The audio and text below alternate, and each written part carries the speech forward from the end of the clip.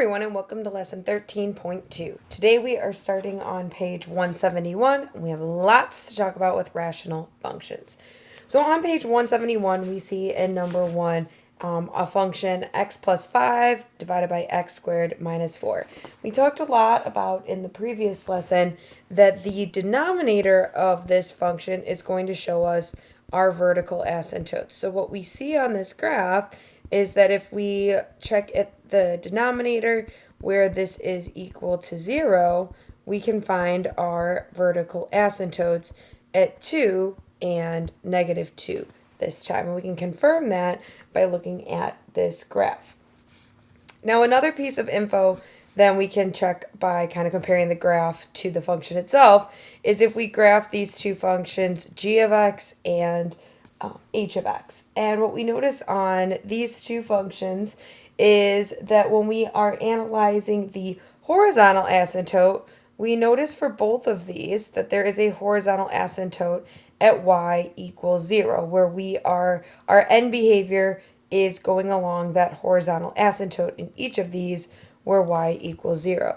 So again, in both, we see that the horizontal asymptote is at y equals 0. And what we're noticing is if we look at the degree in the numerator versus the degree of the denominator, when your degree of the numerator is less than the degree of the denominator, our horizontal asymptote each time will end up at y equals 0.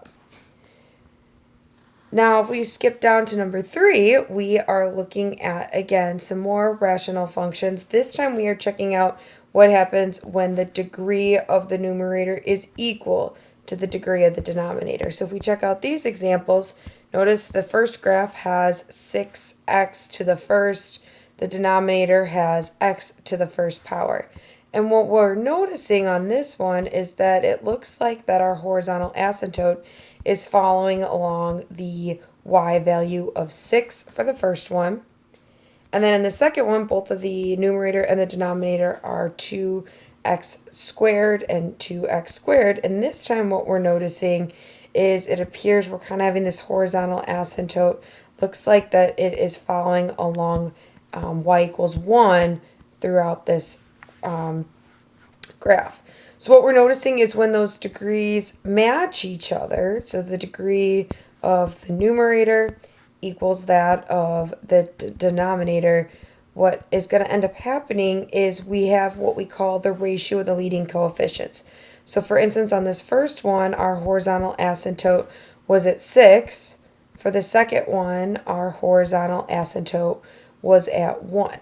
So whatever your leading coefficient is, so 6 over 1 is going to end up being the horizontal asymptote. 2 over 2 reduces to be 1. That is the horizontal asymptote. So we would call it the ratio of the leading coefficients. And again, that's what that simplifies to be. All right, next we see in numbers 4 and 5, we talk about the y-intercepts of each of these. Well, a reminder, anytime you are finding your y-intercept, you are plugging in 0 for the x value and simplifying.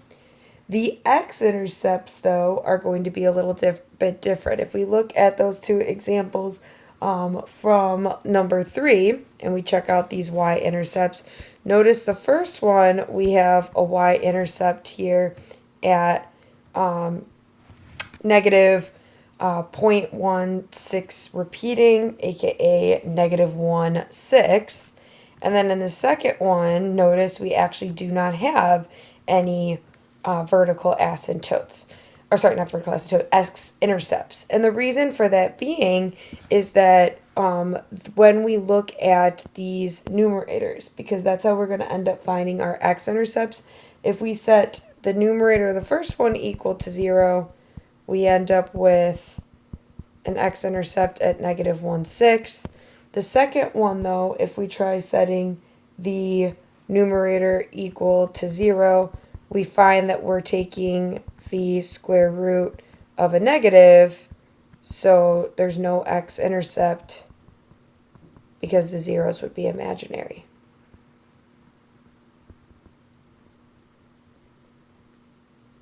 So this relationship that we see at the top of page 172 is that basically each time the value or values that make our numerator equal 0 are the zeros of our rational functions.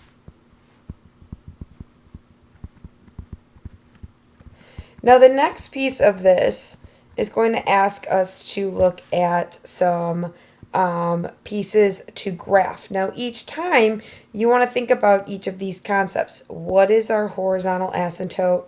What are our vertical asymptotes if these exist? And then what are x-intercepts or our solutions along there?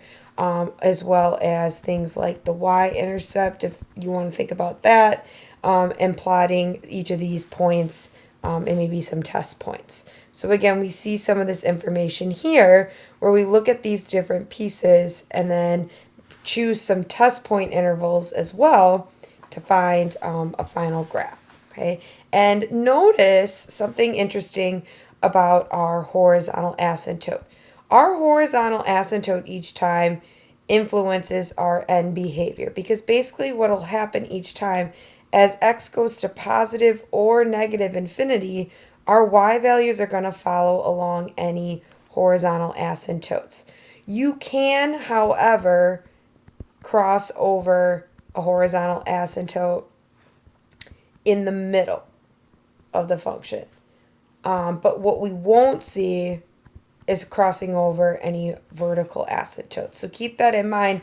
The main thing that the horizontal asymptote does is influence that end behavior as x's are going to infinity or negative infinity. So as we try out this next graph, okay, we want to look at a couple of pieces. First and foremost, we have a 0 at x equals 0. And we also are going to have two vertical asymptotes this time. If we factor, we have one at, our two factors are going to be x minus 5 and x plus 3. And if we set each of those equal to 0, we're going to end up with two vertical asymptotes, one of them at positive 5, another at negative 3. Another thing that we are going to notice is if we plug in 0 for our x value, we are going to end up with a y-intercept this time at 0, 0, right, along with where that x-axis was at, x-intercept was at. And if we test out some points this time, we want to check out, okay, what is going on with our graph? So if we test for this first interval, right, from negative 6 to 4, what we will see here is if we plug in a test point, let's say negative 5, just to see. If I plug in negative 5, I have negative 5 divided by negative 5 minus 5 and negative 5 plus 3. I see that my output value here is negative 1. So what's going to happen is this is going to be below our y-axis here and follow along this horizontal asymptote because the degree of the denominator is is less than the degree of the denominator. So we have a horizontal asymptote at y equals 0 that this will follow along. Now the next interval we want to test out at is between our vertical asymptote and our 0. So let's try negative 1 this time. So anywhere we see an x here, let's plug in negative 1 this time. So we have negative 1 divided by negative 1 minus 5 and negative 1 plus 3, so that we see an output value this time of positive 1/3. So basically what's happening is this part will go above our x-axis, while on the next one, if we plug in 1 for our x value, we end up getting an output value this time of negative 1. So we see that this graph is going to go down along there. Last but not least, if we check out a value that is bigger than our vertical asymptote, if we choose, for instance, 10, and we check out our test points this time, we are going to end up with a very positive number on this. So we see that this is going to follow along as well to be a positive output value in there. Another example here, again, we want to test out a couple of things. This time our horizontal asymptote is going to be the ratio of the leading coefficients because our degrees match. So y equals 1 this time is going to give us this horizontal asymptote that we will follow along with over time. The numerator, if we set that equal to 0 to find our zeros, we end up with x squared equals 5. So we end up with two zeros, one at positive square root 5 and another at negative square root 5. So that's about 2.2 on our graph. So we have 1 0 here and then one at negative 2.2. Our y-intercept this time, if we plug in 0 for the x value, we end up with negative 5 divided by negative 4, aka positive 5/4, or about 1.25. So we have that. And then we have vertical asymptotes this time. If we factor that denominator, we have a difference of 2 squares. So our two verticals are at 2 and negative 2.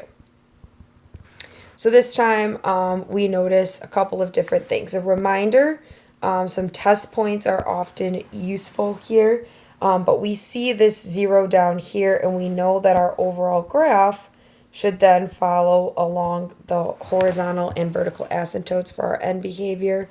Same over here. This time our y-intercept was up here at 1.25. So we could test out, again, some test points around that. For instance, maybe we want to plug in negative 1 as our value of x to test out. And we see numerator divided by denominator. Again, negative 1, quantity squared, make sure we're using parentheses. But we see this time that we have a positive value at negative 1 of about 1.3. So the graph is appearing to go up this way. And if we test out, for instance, positive 1, then as another test point, what we're going to notice on this one is, again, we end up with a positive output at 1.3 as well. So we see this graph in the middle there as well for our test points. All right, now, not all of our rational functions are going to have vertical asymptotes. Okay, that's not going to happen with every single rational. But there are other what we call critical values that we can see with some of these graphs, okay? And there are other discontinuities, essentially, other than our vertical asymptotes. So if we check out here, if we look at each of these algebraically, what we notice is that what would be our vertical asymptote often cancels out with a piece in the numerator, and what we call this is a hole. And what's happening is at that x value of 0, there is a hole. And if we actually plugged that x equals 0 value back in to our simplified piece, we would have a hole at 0, 3. And we can check this out on our graph if we look at the Desmos as well, because we can see on here, on the graphing calculator, that if we check out x squared plus 3x and then divide that by x, at our value of 0, 3, it's actually giving us that undefined point because of that hole. So that's why our function, even though it looks like it's passing through there, officially has that undefined piece, that hole. In our next one, if we factor and look at each of these, we see on this one that we have, again, another hole, this time at the x value of 2. When we set this equal to 0, will give us that value. Now, again, if we plug in that value of 2 to the simplified piece, we actually see 2 plus 2 will give us a whole this time at 2 comma 4. At the next one, if we look at these factored forms, we see that this time x minus 3 cancels out. So we have a whole at the x value of 3. Plug that x value back in to see where your whole is at. We would have 3 plus 2, which is 5, over 3 plus 4, which is 7. So our whole on this one would be at 5 comma 7. And then our last one, we see that we have cancellation here at the x value of negative 2. And when we plug in negative 2 to the rest of this, we end up with negative 2 over 1 times negative 3. So positive 2/3 ends up being the y coordinate of our whole. So again, we see that these would be discontinuities. Now, some of these just have the wholes, like A and B. C and D, we still also will have vertical asymptotes on top of our wholes. So there's more than one piece, more than one discontinuity point, because again, they have vertical asymptotes, or wholes would be considered our different discontinuities. Now, one last piece of information we see here is looking at these end behaviors of our discontinuities. So in this case, we see if we factor that there are no wholes this time, but there are going to be 2 vertical asymptotes, one at x equals negative 3 and one at x equals positive 2. So what's happening, how we got these, is again, we looked at the factors, and if anything canceled, or where our denominator equals 0. Either one is going to be a discontinuity for us. Now, we've talked a little bit about these discontinuities before, but we want to talk about this end behavior around our different vertical asymptotes. So as we approach our discontinuity point at negative 3 from the left, what is happening versus the right? Well, as we go to negative 3 from the left, we notice that our y values are going up to positive infinity. Versus as we approach it from the right-hand side of that discontinuity, we go to negative infinity. As we approach then the discontinuity at 2 from the left versus approaching it from the right, again, the left-hand side of 2 is going down to our negative infinity values versus the right-hand side of that is going up to positive infinity. So notice that those asymptotes have different end behaviors depending on which side you approach it from. All right, our last piece of info for the day then is talking to us about the idea of adding a line together with our function. So if we look at some of these examples, notice that the asymptote this time, when we add this rational function to each of these lines, is actually a slant, what we call asymptote, where as we analyze this, it's following along the course of that line for each of these. So for instance, when we add these together, we see we're following along that line, in this case 3x, or for the last one, we're following along that line of y equals x. So what we call these is, or what we notice is when we add a linear and a rational, we get a slant, or sometimes we call that an oblique asymptote. So if we check out, again, 2x plus 1 plus the rational 2 over x, again, we see along here two different things. Number one, a vertical asymptote at x equals 0, and that's coming from this denominator piece being set equal to 0.